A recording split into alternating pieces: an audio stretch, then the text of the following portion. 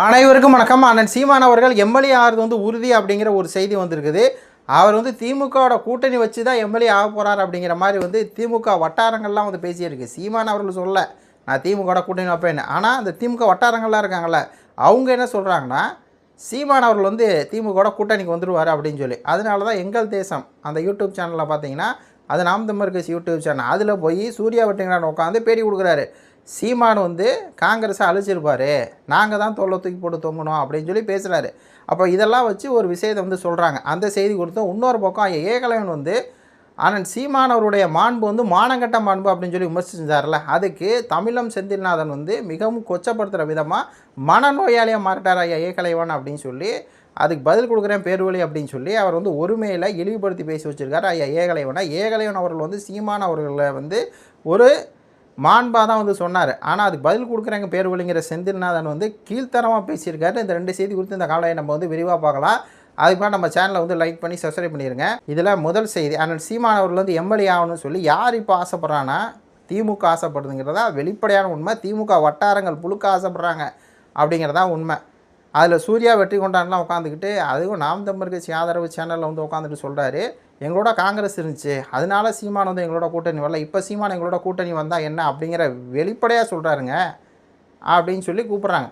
இலங்கையில் நடந்த போருக்கு காரணம் நான் கிடையாது, அது காங்கிரஸ் தான், சீமான் வந்து காங்கிரஸ் அழிச்சிருப்பார் அப்படின்னு சொல்லி சொல்கிறாங்க. கூட்டணிக்கு வா அப்படின்னு சொல்லி கூப்பிட்றாங்க. அதனால தான் நாங்கள் சீர்வரிசை வந்து அனிதா ராதாகிருஷ்ணன் கொண்டு போனது காரணமே அவர் எங்களோட கூட்டணி போகிறதுக்கு அச்சாரம் அப்படின்னு சொல்லி அனிதா ராதாகிருஷ்ணன் வந்து அந்த அச்சாரம் தான், கூட்டணிக்கு அச்சாரம்னு வெற்றி கொண்டாட சொல்கிறாரு. அதனால தான் துறைமுகம் காஜா வந்து திமுகக்காரு அவர் வீட்டு கல்யாணத்துக்கு சீமான் அவர்களை நாங்கள் திட்டமிட்டு தான் கூப்பிட்டோம் அப்படிங்கிறாரு.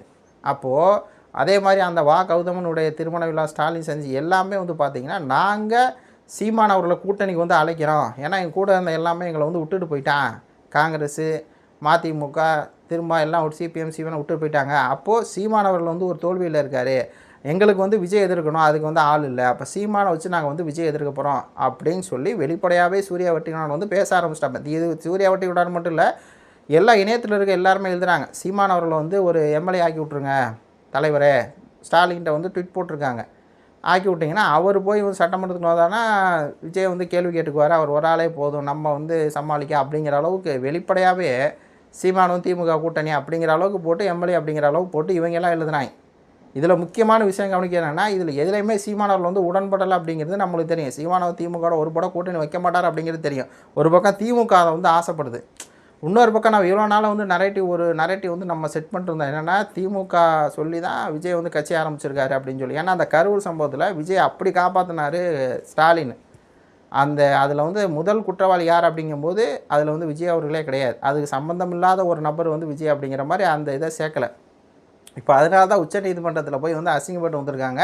அங்கே போய்ட்டு விஜய் தான் அக்யூஸ்ட் அப்படின்னா எங்கே எஃப்ஐஆரில் விஜய் பேர் இல்லை, அவர் எப்படி அக்யூஸ்ட்னு சொல்லலாம் கரூர் வழக்கில் அப்படின்னு சொல்லி கேவலப்பட்டு வர்றாங்க அப்படின்னு இப்போது.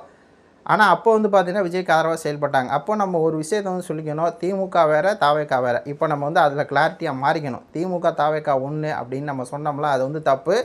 திமுகட்டிலேருந்து பல கொள்கைகளை வந்து திருடிக்கிட்டாங்க, அதிமுகவில் வந்து கொள்கையை திருடிக்கிட்டாங்க, நாம் தமிழர் கட்சி வந்து கொள்கையை திருடி ஒரு புது கட்சியாக ஒரு ரசியம் பண்ணுறது மனப்பான்மையெல்லாம் வந்திருக்கார் விஜய். அவர் ஒரு எம்ஜிஆர் போல், எப்படி வந்து கருணாநிதி எம்ஜிஆர் இருந்தாங்களோ அதே மாதிரி எம்ஜிஆர் இடத்தை கருணாநிதி எம்ஜிஆர் இடத்தையும் ஜெயலலிதா இடத்தையும் ஃபுல் பண்ணியிருக்காரு விஜய் அப்படிங்கிறதான் இங்கே வந்து நம்ம வந்து ஒரு விஷயம் தெளிவுபடுத்திக்கணும். திமுக தான் தாவேக்கா வந்து இயக்குது அப்படிங்கிற அந்த இதை வந்து நம்ம வந்து இதுக்கு மேலே அது வந்து வேண்டாம்.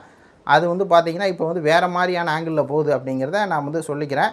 அப்போ இந்த இடத்துல சீமானவர்களை எப்படியாவது கூட்டணி கொண்டு வரணும்னு சொல்லி ஸ்டாலினும் உதயநிதி ஸ்டாலினும் திமுககாரங்க எல்லாமே வந்து பெருமுயற்சி எடுக்கிறாங்க. நம்ம முதுகில் குத்திட்டு போயிட்டாங்க, சீமான் நம்ம கூட கூப்பிடுங்க அப்படின்னு சொல்லி இவனுங்க சீமான் அவர்களுக்கு பொறி வைக்கிறாங்க. அந்த பொறியாளன் சீமான் வந்து சிக்கக்கூடாது. சிக்கினார் அப்படின்னா ஒட்டுமொத்த அரசியல் சீமானவர்கள் இந்த 15 வருஷமாக பேசின அரசியல் எல்லாமே செத்து போயிடும், தமிழ் தேசியம் செத்து போயிடும் அப்படிங்கிறது தான் ஃபேக்ட்டு. சும்மாவே சீமானவர்களும் ஸ்டாலினை சந்திச்சிட்டார் அப்படிங்கிறதுக்காகவே அவ்வளோ விமர்சனம் பண்ணி நாம் தமிழர் கட்சி பின்னுக்கு தள்ளி எல்லாமே பேசிட்டாங்க. இனி பேசுகிறதுக்கு ஒன்றும் இல்லை. அப்போ டேரெக்டாக போனோம் அப்படின்னா ஒன்றும் இல்லாமல் போயிடும் அப்படிங்கிற மாதிரி தான் இருக்குது. ஆனால் இவனுங்க விரும்புகிறாங்க அப்படிங்கிறதான் அந்த செய்தியில் நம்ம சொல்ல வர்றது. அடுத்து ஐயா ஏகலைவன் வந்து ஒரு நாகரிகமான விமர்சனம் தான் வச்சார். சீமானவர்களை வந்து விஜயலட்சுமி அப்படிங்கிற ஒரு கேரக்டர் கூட்டு வந்து 7 முறை கருக்கலைப்பு அங்கே லாட்ஜில் எல்லாம் என்னென்ன ஆபாசமாக பேசுனது பூரா யாருன்னா விஜயலட்சுமி பேச வச்சது யாருன்னா இந்த திமுக கும்பல் திராவிட கும்பல் தான். அப்போ அப்படிப்பட்ட ஸ்டாலினோட உங்களுக்கு என்ன மாண்பு வேண்டி இருக்குன்னு சொல்லி ஏகலைவன் கேட்டதில் எந்த தவறுமே இல்லை. அவர் வந்து அந்த கேள்வி தான் கேட்குறாரு. உடனே அதுக்கு செந்தில்நாதன் சொல்கிறார், அப்படி எப்படி கேட்கலாம், ஒரு கல்யாண நிகழ்வில் போகிறோம், சீமானவர்கள் வந்து இன்னொரு தலைவரை பார்க்கும்போது குண்டியை திருப்பிட்டு அப்படி வர முடியும், அப்படி வந்தால் மனநோயாளியாக மாறிடுவோம், அது மாதிரி அந்த கேள்வி கேட்குறீங்களே நீங்கள், அதை விட பெரிய மனநோயாளி அப்படின்னு சொல்லி ஐயா ஏகலைவனை மனநோயாளி அப்படின்னு சொல்லி குறிப்பிடுறாரு இந்த செந்தில்நாதன் அப்படிங்கிற ஒரு நபர். அதாவது எந்த விமர்சனம் ஆக்கப்பூர்வமான விமர்சனம், அந்த ஆக்கப்பூர்வமான விமர்சனத்துக்கு எப்படி நம்ம பதில் கொடுக்கணும் அப்படின்னு தெரியாத ஒரு நாகரிகம் இல்லாத ஒரு நபராக இருக்காரா இந்த செந்தில்நாதன் அப்படின்னு சொல்லி கேட்கணும். இவர் நாகரிகமாக கேட்குறாரு, அதுக்கு செந்தில்நாதன் நாகரிகமாக சொல்லிட்டு போக வேண்டியதானே. சீமான் அவர்கள் அந்த மாதிரி கலந்தது ஒரு மரியாதை போகிறாரு வர்றாரு. இப்போ நம்ம சொல்கிறோம்ல, நம்மளுக்கு சீமான் அவர்கள் வந்து அந்த மாதிரி போய் மேடையில் ஸ்டாலினோட வந்து இப்போ நம்மளுக்கு வந்து உடன்பாடு இல்லை. அப்போது அவர் வந்து அந்த எதர்ச்சியாக பார்த்தாரு, எதர்ச்சியாக நடக்குது, அது வந்து இது இல்லை. இப்போ எப்படி ராஜ்மோகனை வந்து சீமான் அவர்களை சந்திக்கிறார், ராஜ்மோகன் தவகக்காரர் தானே, தங்கதுரை வீட்டுக்கா, ஆமாம். அப்போ சீமான் அவர்கள் போகிறாரு, அவங்க ராஜ்மோகன் வராங்க, 2 பேரும் கட்டி பிடிச்சிக்கிறாங்க. அப்போ அது வந்து ஒரு எதர்ச்சியாக பார்க்கும்போது கட்டி பிடிக்கிறது. அதே மாதிரி இதையும் துறைமுகம் காஜாவுடைய கல்யாணத்துக்கு போகும்போது எதர்ச்சியாக பார்த்தாரு சீமானு அப்படிங்கிற மாதிரி வந்து சொல்லியிருக்கலாம் இந்த தமிழம் செந்தில்நாதன். ஆனால் அவர் அப்படி சொன்னாமல் மனநோயாளியாக மாறிட்டார் அப்படின்னு சொன்னதெல்லாம் வந்து வன்ம பேச்சு அப்படிங்கிற மாதிரி தான் இருக்குது. ஏன்னா ஐயா ஏகலைவன் வந்து வளர்ந்தது காரணமே அண்ணன் சீமானு தான் காரணம், அது யாரும் இல்லைன்னு சொல்ல. ஏன்னா சீமான் அவர்கள் தான் வந்து அந்த கல்யாண சுந்தரம் ராஜீவ்காந்தி கட்சியை விட்டு போன சூழ்நிலை 2021 காலகட்டத்தில் முதல்ல பேட்டி கொடுத்தாரு ஏகலைவன்ட்ட, மூத்த பத்திரிகையாளர் அப்படிங்கிற பேரில். அப்போ உங்களை வளர்த்து விட்டதே அவர் தான், அவருக்கே நீங்கள் பாடம் சொல்கிறீங்களா அப்படின்னு சொல்லி கேட்குறாரு. இதெல்லாம் வந்து அபத்தம். சீமான் அவர்கள் வளர்த்து விட்டார் அப்படிங்கிறது தான் உண்மை. ஐயா பாரதி ராஜா மூலியமாக பாரதி ராஜா தான் ராவணாவுடைய அந்த லோகோலாம் வெளியிடு, அதெல்லாம் உண்மை தான். அதெல்லாம் ஏகலைவன் வந்து மறுக்கலை, நன்றி விசுவாசத்தோடு தான் 5 வருஷமாக இருக்கார். அவர் எந்த இடத்துலையும் சீமான் அவர்களுக்கு எதிராக கருத்து பதிவு பண்ணவே இல்லை. அவர் எந்த இடத்துலையும் விஜய் ஆதரித்து சீமான் அவர்களை வந்து விமர்சிக்கலை. அவர் எந்த இடத்துல வந்து திமுக ஆதரித்து சீமான் அவர்கள் வந்து விமர்சிக்கலை. அவர் அதிமுக ஆதரித்து சீமான் அவர்கள் வந்து விமர்சிக்கலை. அவர் எனக்கு இந்த கருத்தில் உடன்பாடு இல்லை, இப்படி நீங்கள் போய் நிற்கிறது எனக்கு உடன்பாடு இல்லை, நாம் தமிழ் தன்பிகளுக்கும் வந்து இது இல்லை அப்படிங்கிறாருன்னா, அவர் அந்த சொந்த கருத்தை சொல்கிறதுக்கு உரிமை இருக்குது. அப்படி சொந்த கருத்தை சொல்கிற உரிமை இருக்குன்னா, நீங்கள் இன்றைக்கி வந்து சேனல் ஆரம்பிச்சிருக்கீங்க, அது காரணம் சீமான் தான், நீங்கள் மனநோயாளியாட்டீங்க அப்படின்னு பேசுகிற செந்தில்நாதனை நம்ம வந்து வன்மையாக கண்டிக்கணும். இது வந்து மாபெரும் தவறு. செந்தில்நாதன் பேசின மாபெரும் தவறு. அவரோட கருத்தை வெளிப்படுத்த முழு உரிமையாக இருக்குது. நாளைக்கு சீமான் அவர்கள் வந்து ஏகலைவனை கூப்பிட்டு பேசுவார், அது வந்து அங்கேயே முடிஞ்சிடும். அதுக்கு வந்து இவ்வளோ பெரிய வார்த்தையை வந்து பதிவு பண்ணுறது செந்தில்நாதன், இது வந்து ரொம்ப தவறான வார்த்தை. மனநோயாளி யாருமே கிடையாது.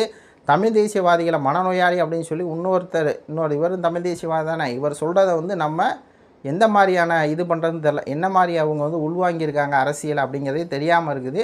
இதுக்கு சாட்டை துறைமுறைனா எவ்வளோ மேலுப்பா. அவரெல்லாம் எதிரிகளாக தான் வந்து பார்த்திங்கன்னா இந்த மாதிரி பேசுவார். ஆனால் இவர் செந்தில்நாதன்லாம் வந்து நம்ம ஆளுகளே பேசிட்டு உட்காந்துருக்காரு. என்ன மனுஷையா அப்படிங்கிற மாதிரி இருக்குது. உங்கள் கருத்துக்களை சொல்லுங்கள். நன்றி, வணக்கம்.